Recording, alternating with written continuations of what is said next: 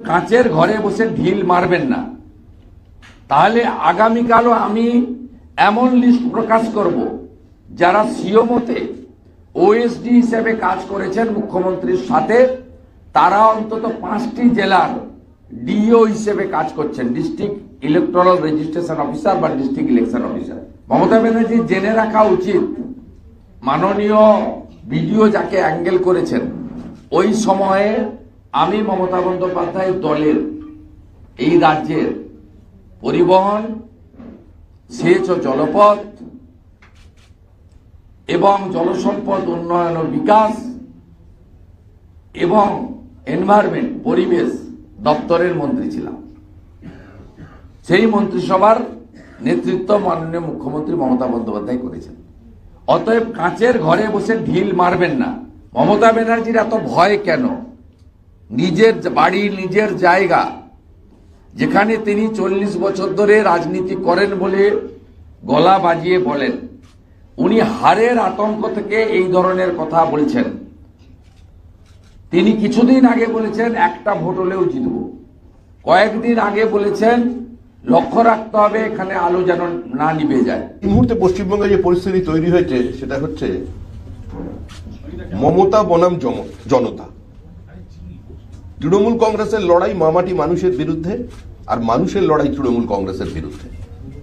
মুখ্যমন্ত্রী দেবতাদের দরজায় দরজায় ঘুরেছেন, কিন্তু গণদেবতার সিদ্ধান্ত নিয়ে ফেলেছেন যে 2026-এর নির্বাচন তৃণমূলের বিসর্জন। তৃণমূল চলে গেছে, এখানে যে সরকার রয়েছে সেটা জীবন্ত জীবাশ্ম।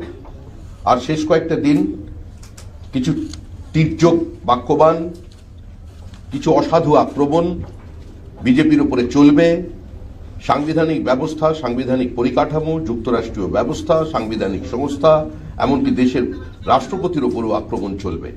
যতক্ষণ তৃণমূল কংগ্রেস ক্ষমতায় আছে তা থাকবে, কিন্তু পশ্চিমবঙ্গের মানুষ এই অভিশাপ থেকে মুক্তি পেতে চায় এবং তারা পাবে।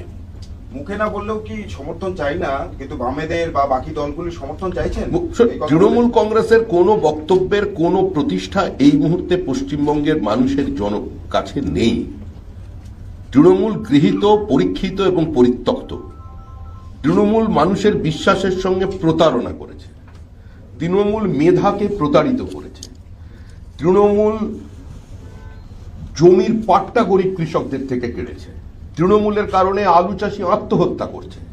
এই সরকারটা কৃষক বিরোধী সরকার, শ্রমিক বিরোধী সরকার, এই সরকার শিল্প বিরোধী সরকার, এই সরকার শিক্ষা বিরোধী সরকার। তো মানুষ জীবনের সর্বক্ষেত্রে যে রাজনৈতিক দলটা দুর্নীতির সঙ্গে সমার্থক হয়ে গেছে, আমার মনে হয় না তাদের আর পশ্চিমবঙ্গে ক্ষমতায় রাখার প্রয়োজন আছে বলে কোনো মানুষ মনে করছেন। বিমানবন্দর থেকে কাগজ দেখিয়ে বলছে যে নির্বাচন কমিশনের নোটিফিকেশন, সেখানে বিজেপির প্রতীক, তার চিহ্ন রয়েছে এবং পলিটিক্যাল মিস্টেক নাকি পলিটিক্যাল ইন্টেনশন। ও সব ছাউল কি আছে? কালকে আমি একটা যদি মুখ্যমন্ত্রী প্যাড কোনো জায়গা থেকে জোগাড় করে একটা বিজেপির ছাপ মেরে বানিয়ে ফেলতে কত, এগুলো শিশুসুলভ ব্যাপার। এগুলো থেকে কোনো মানুষ এর থেকে কিছু গ্রহণ করবে না। মুখ্যমন্ত্রীর কাছ থেকে এগুলো প্রত্যাশা করা যায় না। এতদিনের একজন যার রাজনৈতিককালের রাজনৈতিক ব্যক্তিত্ব, 3 দিন বারের মুখ্যমন্ত্রী, তিনি আজকে এই কাগজ নিয়ে কি রাজনীতি করবেন? এটা কাগজের রাজনীতি নয়, এই রাজনীতি মানুষের মনের রাজনীতি। সেখানে আর উনি নেই। আপনারা দীর্ঘদিন ধরে দাবি করেছিলেন ফর্ম 7 নিয়ে, সেই ফর্ম 7 কি অবস্থায় আছে কেউ জানে না, কিন্তু গতকাল মধ্যরাত্রে সাপ্লিমেন্টারি তালিকা প্রকাশিত হয়েছে। যে সাপ্লিমেন্টারি তালিকা দেখা গেছে কি একজন রাজ্যের মন্ত্রী, বর্তমান মন্ত্রী, তার নামও নেই। কি বলবেন এই বিষয়টি নিয়ে? সেই তালিকা বুঝতে পারছেন না। দেখুন, তো মুখ্যমন্ত্রী এগুলো বলে বলে উনিও ক্লান্ত, আর আপনারা সাংবাদিকরা একই প্রশ্ন করেও আমার মনে হয় এখনো ক্লান্ত হননি, সেজন্য আবার করছেন। আমাদের অবস্থান প্রথম দিন যা ছিল আজকেও তাই আছে।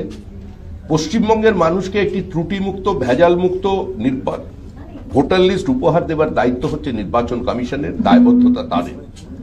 আমরা দলের পক্ষ থেকে যে ফর্ম 7 জমা করেছি, জমা নেবার পরেও ইয়ারোরা সেটাকে সিস্টেমে আপলোড করেনি।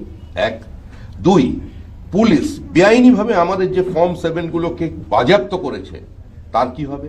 এবং তার সঙ্গে যেভাবে বিভিন্ন বিডিও অফিসে আক্রমণ চালিয়েছে, আমাদের কর্মীদের মারধর করে ফর্ম ছিঁড়েছে, এখন আমরা যেগুলো তারপরেও আমরা জমা দেবার প্রচেষ্টা করেছি, এই সমস্ত কিছু শুনানি না করে মাঝপথে এসআইআর বন্ধ করে দেওয়া যাবে না।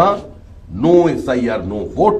যদি কোনো বিচ্যুতি থেকে থাকে তার জবাবদিহি তৃণমূল কংগ্রেসকে নিতে হবে নির্বাচন কমিশনের থেকে। আর সবার উপরে সুপ্রিম কোর্ট আছে।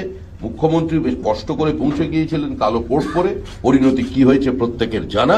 পশ্চিমবঙ্গের মানুষের দেয় করের কোটি কোটি টাকা খরচা করে আজকে যে পরাজয়ের ধারাবাহিকতা তৃণমূল কংগ্রেস সুপ্রিম কোর্টে এবং হাইকোর্টে রেখেছে, এর সম্পর্কে নতুন সরকার এসে কত টাকা খরচা হয়েছে, কোন কোন উকিলকে কত ফিস দেওয়া হয়েছে, আজকে তার শ্বেতপত্র প্রকাশ করবে 15 দিনের মধ্যে। উনি বিষয়গুলো নিয়ে সুপ্রিম কোর্টে গেছিলেন। উনি সমস্ত সাংবাদিক কনস্টিটিউশনাল বডিকেই বিজেপির ভূত দেখছেন। অতএব এর উত্তর জনগণ দিয়ে দিবেন। উনি ঘুরিয়ে যে কথা একটু আগে শ্রমিকদা বলেছে, অবৈধ বাংলাদেশি মুসলিম অনুপ্রবেশকারীদের সঙ্গে সাপোর্ট করছেন ডে 1 থেকে।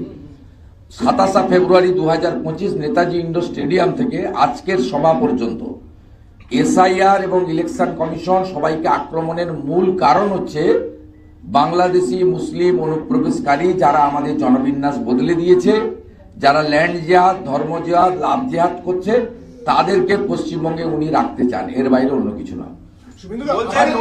আমার নামে কি বলছেন? নন্দীগ্রামের ভিডিওকে ভবানীপুরে আনা হচ্ছে কারণ আপনার ঘনিষ্ঠ বলে নাম না করে আপনার আক্রমণ করেছে। 73 জন রিটার্নিং অফিসারকে সরিয়ে দিয়েছে। নন্দীগ্রামের ভিডিওকে ভবানীপুরে আনা হয়েছে। শুনুন, এই ধরনের কথাবার্তার উত্তর দেওয়া মুশকিল। প্রথম কথা হচ্ছে প্রত্যেকটা আরো বা ইত্যাদি যা চেঞ্জ হয়েছে ইলেকশন কমিশন করেছে, তাদের মধ্যে 80% 2011 সালের পর থেকে মুখ্যমন্ত্রীর নেতৃত্বে প্রশাসনে কাজ করেছেন। এমন আরো নামও আমি বলে দিতে পারি যারা মমতা বন্দ্যোপাধ্যায়ের বিভিন্ন মন্ত্রীদের পিএস হিসেবে কাজ করেছেন। এই ধরনের ক্রাইটেরিয়া কখনো ব্যুরোক্রেসিতে দেখা হয় না। মমতা ব্যানার্জির এত ভয় কেন? নিজের বাড়ি, নিজের জায়গা, যেখানে তিনি 40 বছর ধরে রাজনীতি করেন বলে গলা বাজিয়ে বলেন, উনি হারের আতঙ্ক থেকে এই ধরনের কথা বলছেন। তিনি কিছুদিন আগে বলেছেন একটা ভোট হলেও জিতব। কয়েকদিন আগে বলেছেন লক্ষ্য রাখতে হবে এখানে আলো যেন না নিভে যায়। আজকে বলছেন নন্দীগ্রামের মমতা ব্যানার্জি জেনে রাখা উচিত, মাননীয় ভিডিও যাকে অ্যাঙ্গেল করেছেন, ওই সময়ে আমি মমতা বন্দ্যোপাধ্যায়ের দলের এই রাজ্যের পরিবহন, সেচ ও জলপথ এবং জলসম্পদ উন্নয়ন ও বিকাশ এবং এনভায়রনমেন্ট পরিবেশ দপ্তরের মন্ত্রী ছিলাম। সেই মন্ত্রিসভার নেতৃত্ব মাননীয় মুখ্যমন্ত্রী মমতা বন্দ্যোপাধ্যায় করেছেন। অতএব কাঁচের ঘরে বসে ঢিল মারবেন না।